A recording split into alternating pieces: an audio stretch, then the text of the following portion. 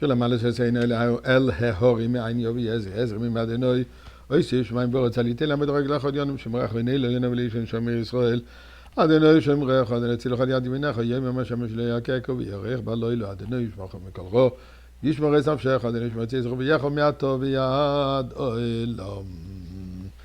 We'll keep on giving tzedakah, we'll keep on praying until it's actually going to happen, and we certainly hope it's happening today. So, join me in giving some tzedakah, and today being that it's the 19th day of the month of Av, Erev Chof Av,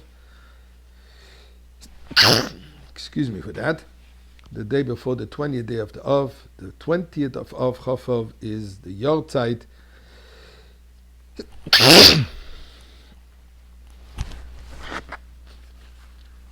I'm really sorry for that.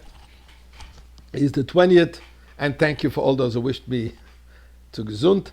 And the 20th of Av is the Yortzeit of Reb Levik, Reb Levi Yitzchak Schneerson, the Rebbe's father. Today I want to give you a very brief overview of what happened. And if Chas v'Shalom, the next 2 days will be still in Golos, I'll share some thoughts, some insights of Reb Levik, who was known for his brilliance. So basically what happened on the 9th day of the month of Nisan, just before Pesach, in the year 1939, at 3 o'clock in the morning, 4 agents of the NKVD, that's the Russian police dedicated to eradicate all vestige of Judaism within communist Russia.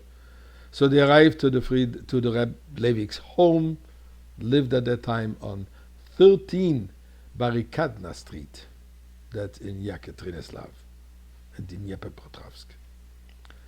Stationing guards at each of the doors, they began to search the house, rifling through the thousands of folios of Reb Levik, written works on Kabbalah, Halacha, and rabbinic correspondence.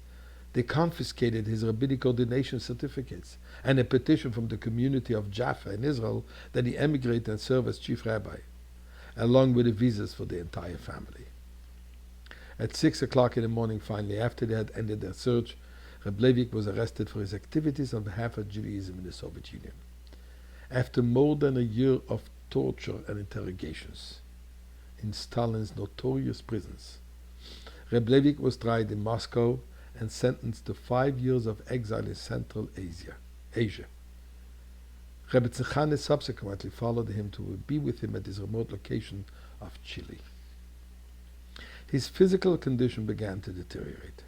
Though he was unaware of this, a serious illness was spreading through his body, severely weakening him. Meanwhile, France and nearby Alma-Ata resolved to secure the Rebbe's release.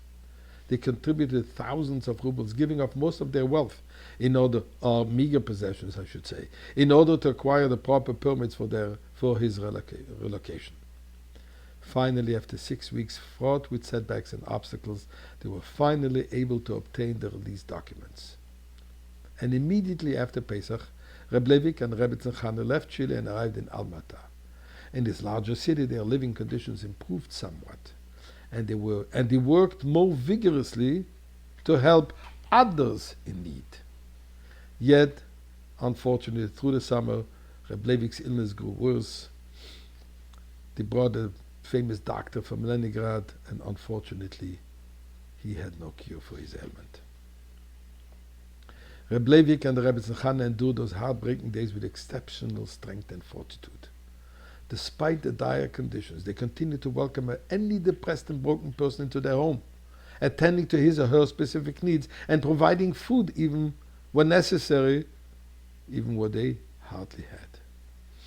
Unfortunately, on the 20th day of the month of Av in 1944, his condition turned critical and he returned his soul to his maker while murmuring words of Torah or Tehillim.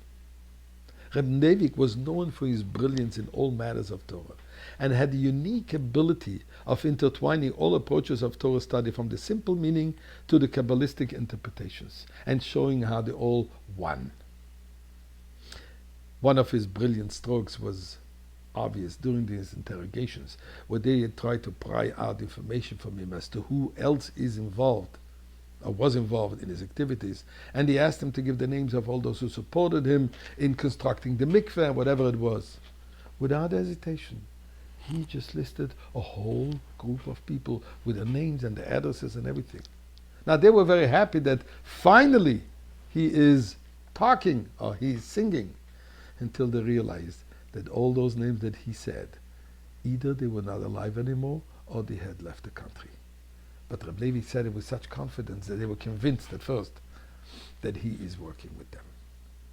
In the schus of Reb Levik, may God help us that we should all be reunited with Reb Levik, with Moshiach, in the Beis HaMikdash